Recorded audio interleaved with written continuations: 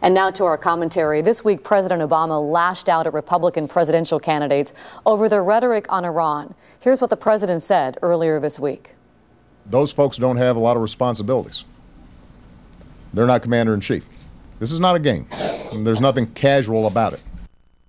So we asked our commentators, Lars and David, is there too much casual talk about war with Iran among the GOP presidential candidates? Straight talk from the right and from the left.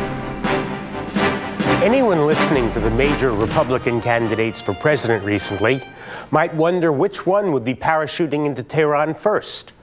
Mitt Romney, with foreign policy experience from running the Winter Olympics, compares President Obama to Jimmy Carter. Rick Santorum wants to know why bombing hasn't happened yet. Newt Gingrich wants to enforce regime change in Iran, because what's simpler than installing a new government on a country of 80 million people? I know all these folks have been busy with their campaigns, but did none of them notice the war in Iraq? A war, as the rest of us learned, is a lot easier to start than to successfully finish. As the U.S. military keeps trying to tell us, taking out Iran's nuclear bomb capacity wouldn't be quick, easy, or certain.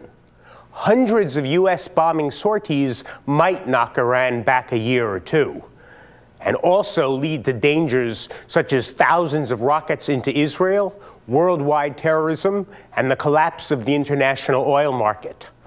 And as most of us learned in Iraq and Afghanistan, war produces other dangers we can't imagine.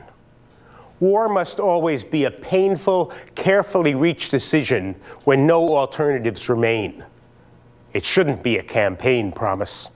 Now, straight talk from the right.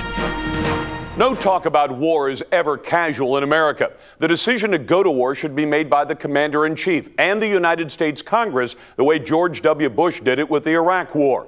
But Iran presents an existential threat not only to Israel, but by extension to the entire world, because a nuclear arms race in the Middle East puts all of us at risk. The best experts say that Iran is only months away from obtaining nuclear weapons.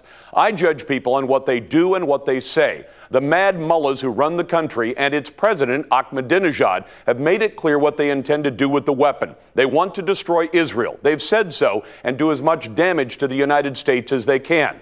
We can't wait till they get the bomb, because when they have it, the entire picture changes, and negotiating with a nuclear-armed Iran will be nearly impossible. 3 years ago, President Obama said he would not just talk endlessly to Iran, but that he thought diplomacy could solve the problem.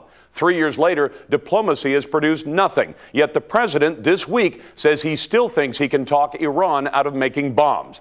He can't, they won't stop, and the future of the entire world hangs in the balance.